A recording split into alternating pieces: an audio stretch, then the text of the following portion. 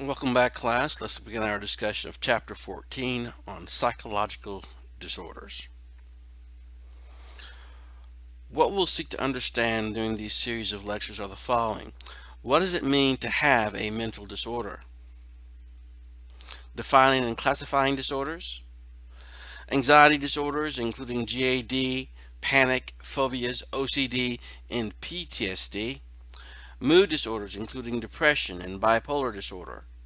Schizophrenia, and a sample of other disorders such as dissociative disorder, eating disorders, personality disorders, and the rates of diagnosis with disorders.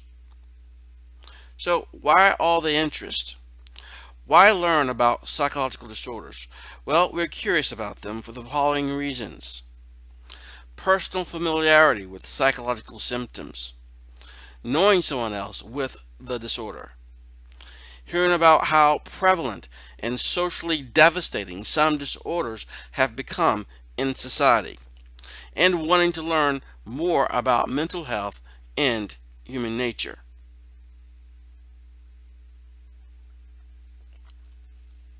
Some perspectives on psychological disorders.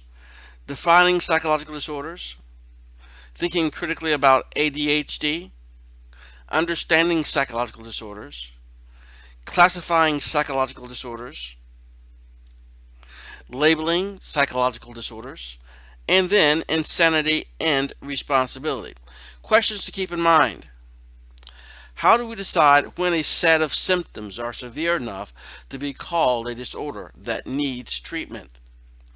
Can we define specific disorders clearly enough so that we know and can know that we're all referring to the same behavior or mental state? Can we use our diagnostic labels to guide treatment rather than to stigmatize people? So we start off by asking, what is a psychological disorder?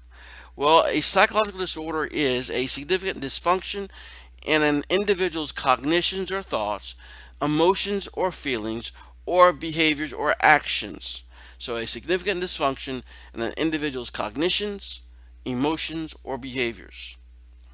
Disorders are diagnosed when there is a dysfunction, behaviors which are considered maladaptive because they interfere with one's daily life.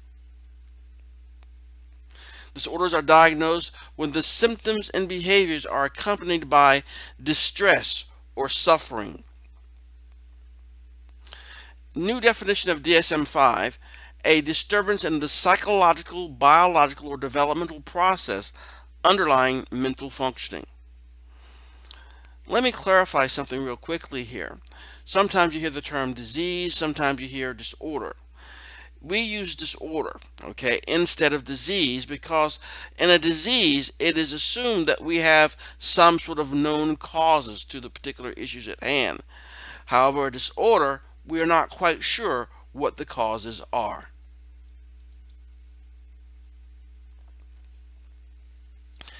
Is attention deficit hyperactivity disorder a real disorder?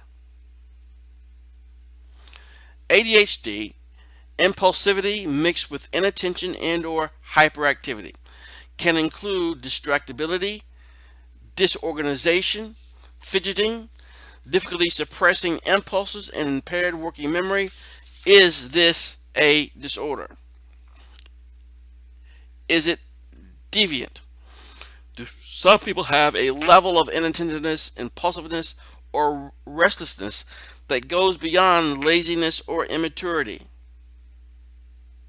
Is it distressful? Is the person enjoying being energetic, or are they frustrated that they can't sustain focus?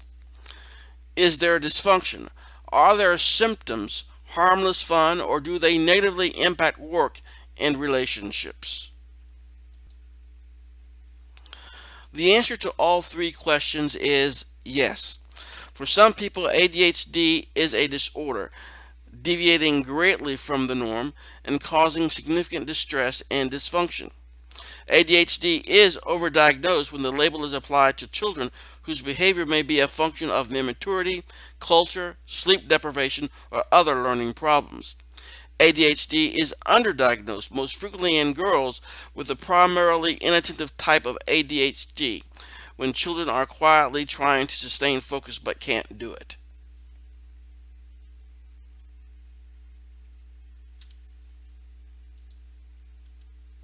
So, understanding the nature of psychological disorders. One reason to diagnose a disorder is to make decisions about treating the problem. Based on older understanding of psychological disorders, treatments have included exorcising evil spirits, beatings, caging, restraint, and drilling holes in people's skull to let the evil spirits out.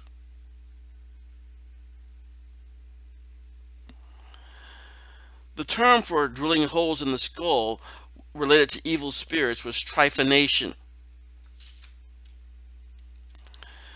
Philippe Pinel proposed that mental disorders, however, were not caused by demonic possessions, but by stress and inhumane treatments.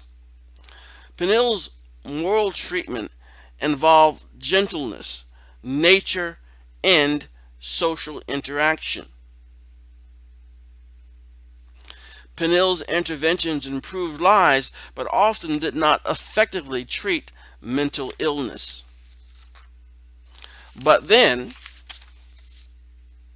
the discovery that the disease of syphilis causes mental symptoms by infecting the brain suggested a medical model for mental illness.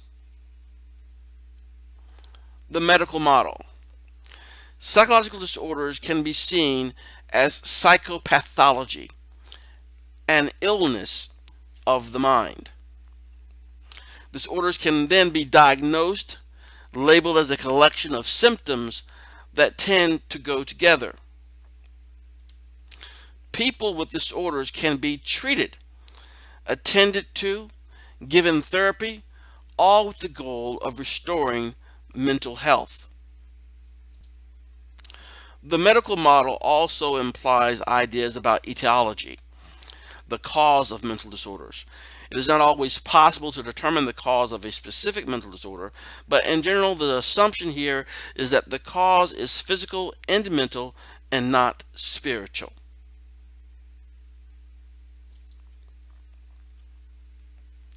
So looking at the biopsychosocial approach, we see there are going to be biological influences, psychological, as well as social cultural influences that may impact the prevalence and types of psychological disorders.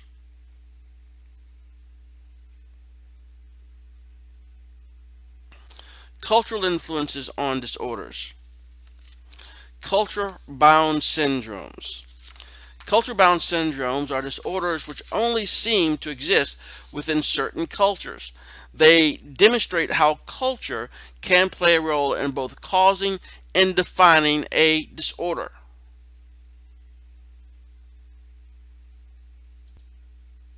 Some examples are bulimia nervosa, binging, purging, we see it in the United States, running amok, where we have violent outbursts, this is in Malaysia, hikikomori, or social withdrawal, in Japan. So what this implies is that we see these particular types of disorders more commonly in certain specific types of cultures and not others. Classifying psychological disorders. Why create classifications of mental illness? What is the value of talking about diagnosis instead of just talking about individuals? 1. Diagnoses create a verbal shorthand for referring to a list of associated symptoms. 2. Diagnoses allow us to statistically study many similar cases, learning to predict outcomes. 3. Diagnosis can guide treatment choices. The Diagnostic and Statistical Manual, it's easier to count cases of autism if we have a clear definition. So the manual helps to define what the disorder is. What does it look like? The versions, we have DSM-5 4, DSM-5, which came out in 2013. These are the manuals that are utilized by mental health professionals in order for them to have a journal, so to speak, of ways of communicating about these particular disorders that some of their colleagues are seeing, and the symptoms related to them, the possible outcomes for the client, as well as treatment ideas. So the DSM is used to justify payment for treatment as well. It's consistent with diagnosis used by medical doctors worldwide. The 5 axes of diagnosis. The DSM suggests describing someone not just with a label, but with a 5-part picture. Is a clinical syndrome present? Using scientifically defined criteria, clinicians may select none, one, or more syndromes. Axis 2. Is a personality disorder or mental retardation, intellectual developmental disorder present? Clinicians may or may not also select one of these 2 conditions. Axis 3. Is a general medical condition such as diabetes, arthritis, or hypertension also present? Axis 4. Are psychosocial or environmental problems such as school or housing issues also present? And Axis 5. What is the global assessment of this person's functioning? Clinicians assign a code from 0 to 100. So you're looking at a more global picture, so to speak, of that person's life, their condition, and so on, as part of the 5 axes of diagnosis. The categories of diagnosis: disorders usually first diagnosed in infancy or childhood or adolescence, delirium or dementia, substance-related disorders, and so on. So the axis 1 is the clinical syndrome present, and then the other axes 3, 4, and 5. Critiques of diagnosing with the DSM. So the idea here is that the DSM calls too many people disordered. So that would be a critique, basically saying that if we follow its guidelines specifically, a lot of people are, quote, disordered. The border between diagnoses or between disorder and normal seems to be arbitrary. They sort of draw a line in the sand and say, on this side you have a disorder, on this side you are normal. 3. Decisions about what is a disorder seem to include value judgments. Is depression necessarily deviant? Number 4. Diagnostic labels direct how we view and interpret the world, telling us which behavior and mental states to see as disordered.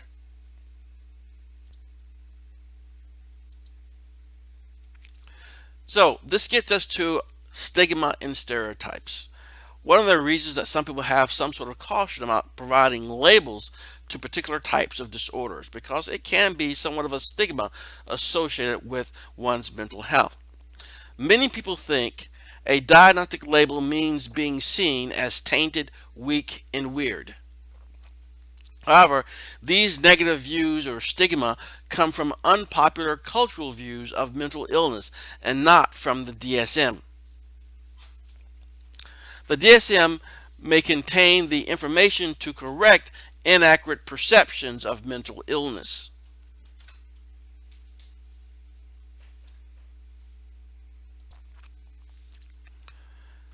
One common issue that we see in media today is the idea that someone who suffers from a psychological disorder may be dangerous or particularly violent. The research tends to suggest that most people with a psychological disorder are more likely to be the victims of crime as opposed to the perpetrators of crime.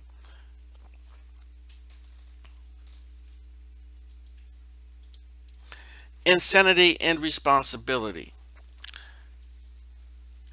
Jared Loughner shot many people, including U.S. Representative, in 2011. Loughner had schizophrenia and substance abuse problems with a combination associated with increased violence. The idea is that you have schizophrenia along with substance abuse problems can tend to see an increase in levels of violent activity. To what degree, if any, should he be held responsible for his actions? What is the appropriate consequence? So again, note that schizophrenia alone is not associated with increased risks of violence. However, schizophrenia plus substance abuse increases the risk of violent behavior. Both people who see him as not responsible for his actions and those who see his mental illness as part of who he is and thus making him responsible might agree that the appropriate consequence might be confinement with mandatory treatment rather than simply imprisoning the individual.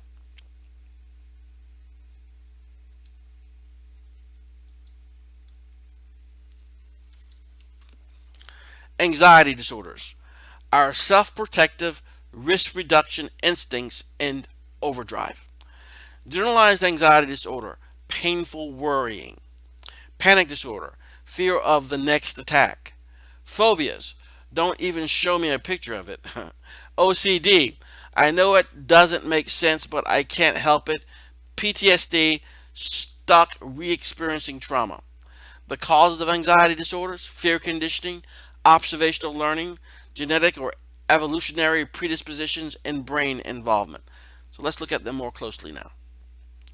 GAD, generalized anxiety disorder. Emotional cognitive symptoms include worrying, having anxious feelings and thoughts about many subjects, and sometimes free-floating anxiety with no attachment to any particular subject. Anxious anticipation interferes with concentration.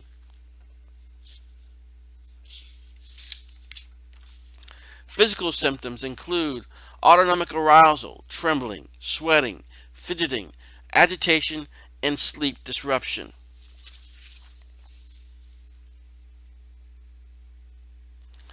Panic disorder. I'm dying. A panic attack is not just an anxiety attack. It may include many minutes of intense dread or terror, chest pains, choking, numbness, or other frightening physical sensations, a feeling of a need to escape. Panic disorder refers to repeated and unexpected panic attacks as well as fear of the next attack. So the idea here is that if you have a panic disorder, okay, you have not only the fear of a panic attack, you also fear the next one. So when you have that panic attack, it's very frightening as is described here in the bullet points. But then you start to have this panic disorder because now you're not only fearing having the attack, when will the next attack occur? For example, you're going to an important job interview. You're going to have anxiety based on the fact you may be worried that you're going to have a panic attack during the interview. So it sort of compounds itself. Specific phobia. A specific phobia is more than just a strong fear or dislike. A specific phobia is diagnosed when there is an uncontrollable, irrational, intense desire to avoid the object or situation, even an image of the object that can trigger a reaction, get that away from me. The uncontrollable, irrational, intense desire to avoid the object of the phobia, be they spiders, snakes, or clowns. What we mean by irrational means the fear and the avoidance compulsion are out of proportion to the actual threat. And the phobia occurs even when the person knows that the fear doesn't make any sense. Some phobias make some degree of evolutionary sense, as we'll see a little bit later.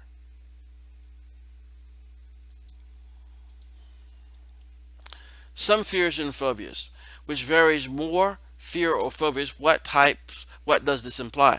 So we have a fear of something and then we have phobias. So the percentage of people surveyed here, we can see that there's a great difference between the people who have a fear of something, where they may be fearful of something but they do not have it as a phobia, where it is way out of proportion to the actual danger that the object actually represents. We have such things as being alone, fears and phobias. You can see them compared here. Phobias of storms, water, closed spaces, flying, blood, height, animals. There are many types of phobias that are in existence. Some other phobias, we have agoraphobia, is the avoidance of situations in which one will fear having a panic attack. Then we have social phobia, an intense fear of being watched and judged by others, often showing as a fear of possibly embarrassing public appearances.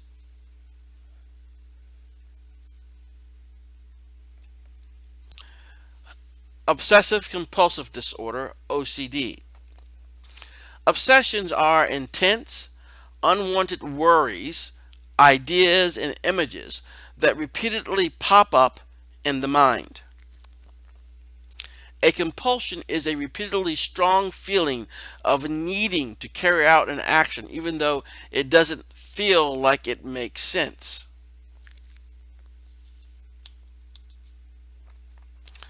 When is it a disorder?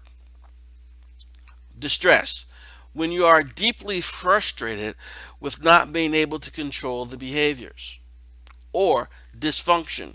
When the time and mental energy spent on these thoughts and behaviors interfere with everyday life. Common OCD behaviors. Percentage of children and adolescents with OCD reporting these obsessions or compulsions. 40% obsessions are concerned with dirt, germs, or toxins. 24% obsessions, something terrible happening, fire, death, illness. 17% symmetry, order, or exactness. So again, someone who has to straighten things up, pens or pencils on a table, for example. That could be obsession. That we see the obsession for symmetry or order or exactness. Then we have compulsions, repetitive behaviors, excessive hand washing or bathing, repeating rituals like in or out of a door, up or down from a chair, and checking doors, locks, or appliances, car brakes, or homework more than you probably should. So we see there's a lot more compulsions out there, things that people do. Okay, so common pattern of rechecking.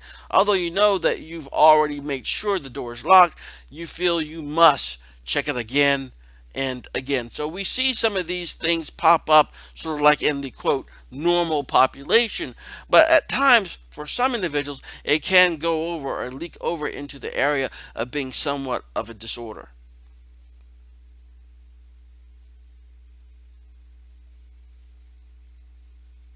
So just to make sure we understand, emphasizing the concept of again does not mean that when you do these types of behaviors that you have OCD. So it does not mean that you have it.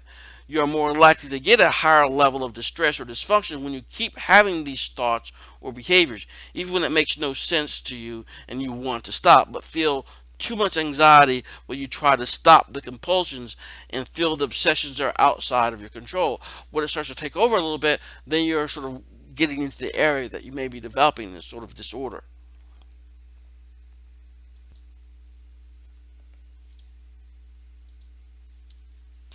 Post-traumatic stress disorder, PTSD.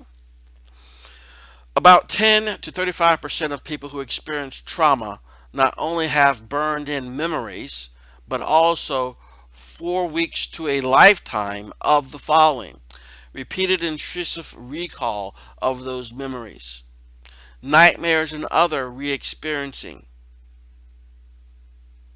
social withdrawal or phobic avoidance, jumpy anxiety or hypervigilance, and insomnia or sleep problems. Which people tend to develop PTSD? Those with sensitive emotion processing limbic systems. Those who are asked to relive their trauma as they report it, and those who have been previously traumatized in some fashion. It should be noted that people who suffer from PTSD, they may have certain occupations that may make it more likely, but anyone can suffer from having PTSD. Anyone who's gone through some sort of traumatic event. It could be a car accident, okay, or a robbery or some sort of thing where the person was involved in something that was somewhat unusual and traumatic. They can suffer these particular symptoms and have PTSD.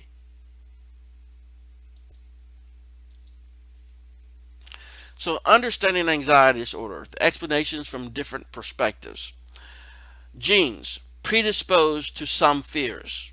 So genetically, we may be predisposed to having certain types of fears. Classical conditioning, overgeneralizing a conditioned response.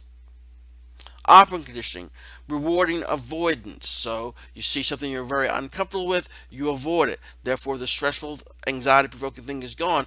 It just say you're more likely to do those types of behaviors in the future. The brain, the active anxiety pathways. Cognitive appraisals, uncertainty is danger. Natural selection, surviving by avoiding danger. So that means that it could be part of our characteristic, our makeup. If it does help us to avoid danger, we survive long enough to have children, and therefore those characteristics and traits are passed down. So let's look at a little bit more closely at the ideas of classical conditioning and anxiety and operant conditioning and anxiety. Classical conditioning and anxiety. In the experiment by Watts in 1920 with little Albert learned to feel fear around a rabbit because he had been conditioned to associate the bunny with a loud, scary noise. Sometimes such a conditioned response becomes overgeneralized. We may begin to fear all animals, everything fluffy, all experimenters.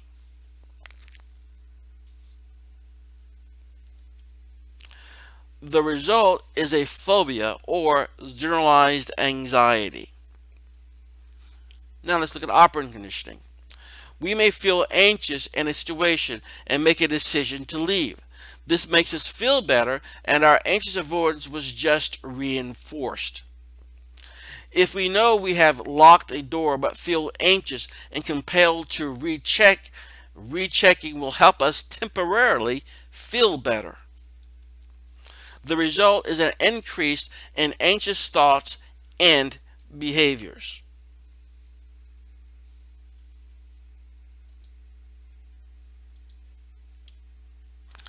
We also have observational learning and anxiety.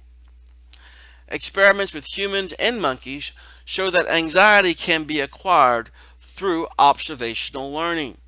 If you see someone else avoiding or fearing some object or creature, you might pick up on that fear and adopt it even after the original scared person is not around. This method could be involved in some manner in developing anxiety to help explain the acquisition of prejudices. Subtle behaviors like avoiding certain types of people on a dark street might be acquired through watching the behavior of parents and friends, even when the espoused believing in equal treatment and worth of all groups may be what they believe and what they say. Their behavior may indicate otherwise, and that is what the person who is observing may be learning.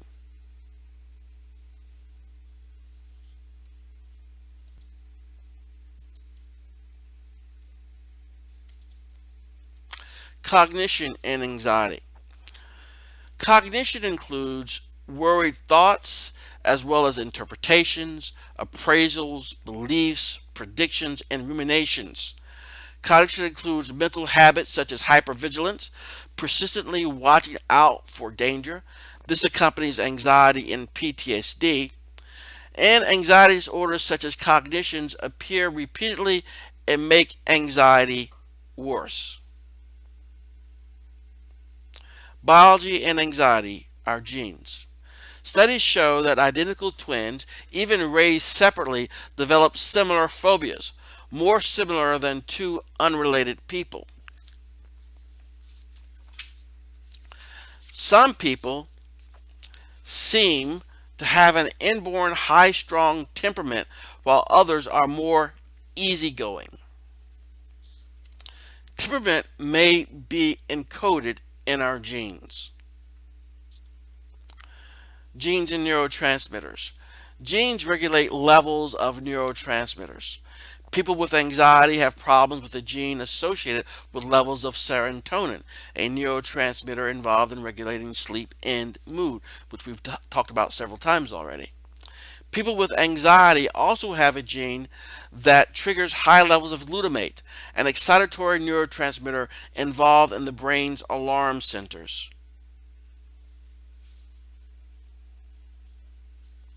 Biology and anxiety, the brain. Traumatic experiences can burn fear circuits into the amygdala. These circuits are later triggered and activated.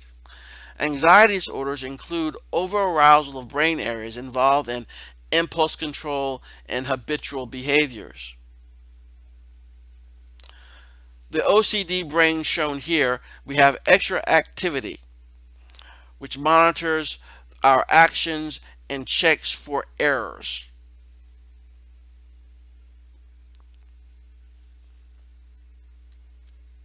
So, biology and anxiety, an evolutionary perspective. 1. Human phobic objects. Snakes, heights, closed spaces, and darkness. So these are the types of things that we seem to be developing phobias for. Similar but non-phobic objects are fish, low places, open spaces, and bright light. 3. Dangerous yet non-phobic subjects. We are likely to become cautious about but not phobic about guns, electric wiring, and cars. So what does this actually mean? Evolutionary psychologists believe that ancestors were prone to fear the items in list 1, snakes, heights, closed spaces, and darkness, and were less likely to die before reproducing. So if we had a healthy fear, in a sense, quote, healthy here, a healthy fear or phobic reactions to snakes, heights, closed spaces, and darkness, we or our ancestors were more likely to live long enough so that they could reproduce. There has not been time for the innate fear of list number 3, guns, electric wiring, or cars, the gun list, to spread into the population. So the idea here is that evolutionarily we may be getting programmed to potentially have certain phobias because these phobias, these fears, have in the past allowed our ancestors to survive and have offspring, whereas the ones who did not have those particular types of phobias or fears did not live long enough in greater number to have a greater number of offspring.